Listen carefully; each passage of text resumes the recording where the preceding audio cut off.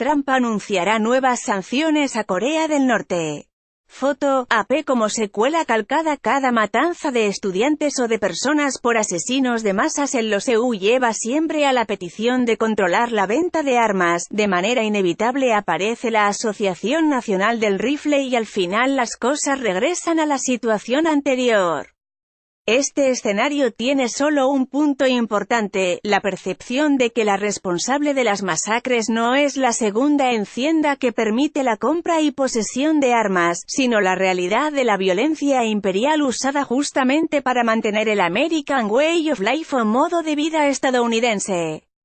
Todo estadounidense, sea liberal, conservador o militarista, se forma en la excepcionalidad. Los EU son el centro del universo, por tanto, cumplen la función de policía mundial contra todo lo que atenta contra sus valores.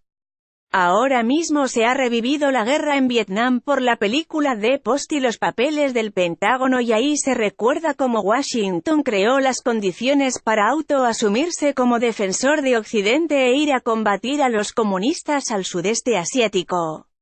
Pero América tiene vivos los recuerdos de intervenciones que llevaron a la Casa Blanca a ordenar, ocultar y patrocinar golpes de Estado contra gobiernos democráticos.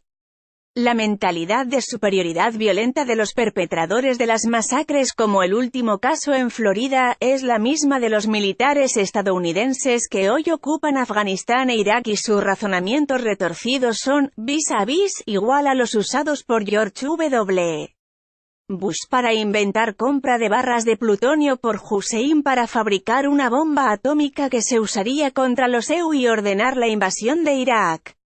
Y es, por cierto, la misma mentalidad conquistadora del siglo XIX que permitió la apropiación del oeste contra los indios y contra los territorios mexicanos. Ahí, en ese escenario de conquista, nació el espíritu de la Segunda Enmienda Constitucional, no solo para la propiedad de armas, sino para la formación de milicias defensoras del territorio conquistado. Los grupos armados en Arizona que atacan a balazos a migrantes que cruzan la frontera del sur tienen su referente en esas milicias que se formaron para no solo quitarles sus tierras a los indios y mexicanos, sino para echarlos de esos espacios conquistados. El estadounidense promedio no regresa al pasado conquistador porque entonces estaría obligado a regresar todo lo conquistado por la vía de la violencia. Esa mayoría silenciosa, llamadas así por Richard Nixon, se conmueve cada matanza, hace vigilias, exige mayor control de armas, pero no se atreve a la reflexión más estricta: la violencia interna es expresión de la violencia conquistadora militar. No se trata solamente de la poderosa Asociación Nacional del Rifle. Los EU son los principales fabricantes de armas, realizan funciones ilegales de venta de armas sin documentos a facciones de otros países que representan los intereses geopolíticos de dominación del establishment imperial. Si de veras los estadounidenses quisieran terminar con las masacres, entonces debieran de comenzar por exigirle a su gobierno el fin de todas las guerras, la disminución de su ejército, el fin del poderío militar nuclear y el traslado a las Naciones Unidas, con todo y su burocracia, de la responsabilidad del equilibrio geopolítico. Detrás de las masacres de inocentes, estudiantes o ciudadanos porque ha habido matanzas en lugares comerciales abiertos, se localiza la estructura de dominación de los EU como imperio. En 1961 el presidente Eisenhower alertó sobre la existencia de un complejo militar industrial, la maquinaria de guerra de los políticos y sus aliados empresariales, debido sobre todo al detonador económico de las guerras.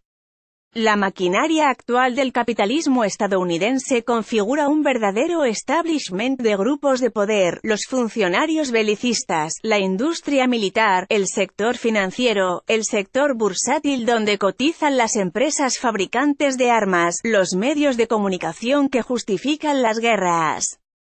Aún denunciándolas, la comunidad de los servicios de inteligencia y seguridad nacional, las empresas privadas contratistas que sirven al sector militar, el lobby legislativo militarista y los grupos de interés como la Asociación Nacional del Rifle que financia campañas Esta estructura de poder influye sobre conservadores y liberales porque el asunto no es ideológico interno, sino de dominación imperial. Los EU combaten a quienes quieren quitarle control geopolítico a la Casa Blanca. De complejo militar industrial ha pasado a ser simplemente un complejo imperial sofisticado posterior a la derrota en Vietnam. Se trata, pues, de una mentalidad violenta cotidiana llevada al nivel sofisticado de ideología. De poco servirá mayor control de armas si los estadounidenses son imbuidos por los medios de noticias sobre los que quieren aplastar a los EU. Y los jóvenes son afinados en su mentalidad con videojuegos de violencia, de combate, de asesinar al otro.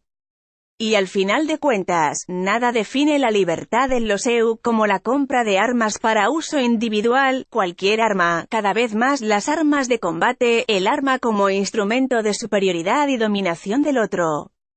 De ahí que el problema de las matanzas de estudiantes es apenas un indicio de una mentalidad conquistadora, de una ideología social de agresión y de una historia que se hizo sobre la matanza de 10 millones de indios en el siglo XIX y de la conquista vía una guerra de dominación de la mitad del territorio mexicano del siglo XIX.